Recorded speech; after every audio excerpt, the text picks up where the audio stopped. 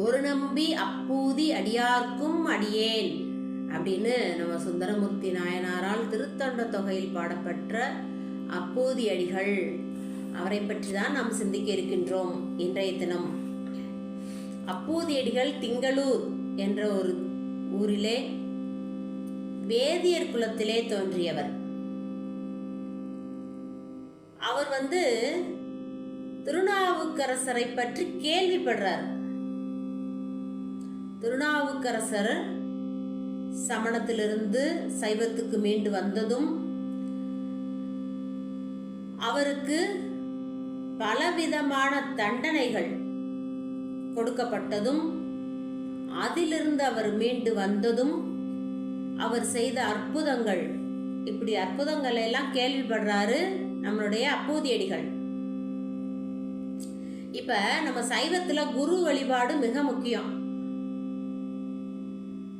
ஏன்னா நம்ம குரு பரம்பரியம், குரு மூலமாக தான் நம்ம இறைவனை அடைய முடியும் அப்படின்றதுல நம்ம உறுதியா இருக்கோம். சுந்தரமூர்த்தி நாயனாரை குருவாக ஏற்றுக்கொண்டவர்கள் பெருமழலை குறும்பர், சேரமான் பெருமாள் நாயனார், இவர்கள்லாம் ஏகோன் கலிக்காம நாயனார், இவங்கெல்லாம் சுந்தரமூர்த்தி நாயனாரை ஏற்றுக்கொண்டார்கள் குருவாக. அதுபோல திருஞான சம்பந்தரை மங்கையர்க்கரசியார், குலச்சிறையார், திருநீலநக்கர், திருநீலகண்ட யாழ்ப்பாணர், மதங்க சூளாமணியார், இப்படி அவரை குருவாக ஏற்றுக்கொண்டு அவருடைய அடியையொற்றி இறைவனோட திருவடியை அடைந்தார்கள்னு பார்க்கிறோம்.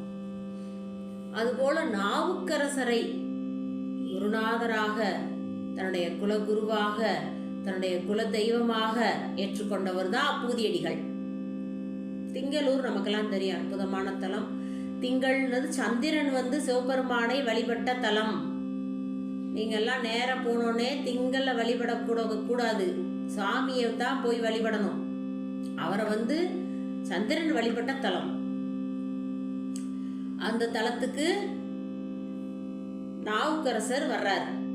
இப்ப அப்பூதியடிகள் எப்படி இருக்காரு அப்படின்றத நாம இன்னும் பார்ப்போம். அப்பூதியடிகள் இந்த சம்பவங்கள்லாம் கேள்விப்படுறார். நாவுக்கரசர் வருவதற்கு முன்பே அவரை பற்றி கேள்விப்படுறார். சமணத்திலிருந்து சைவத்துக்கு வந்தோடனே என்னென்ன தண்டனைகள் நம்ம எல்லாருக்கும் தெரியும். கல்லை கட்டி கடல்ல போட்டதும், நற்றுணையாவது நமச்சிவாயவேன்னு கல்லே தெப்பமாக மாறி அவர் மிதந்து வந்ததும், நஞ்சு கலந்த சாதத்தை கொடுத்தது, நஞ்சும் அமுதமாம் நாதன்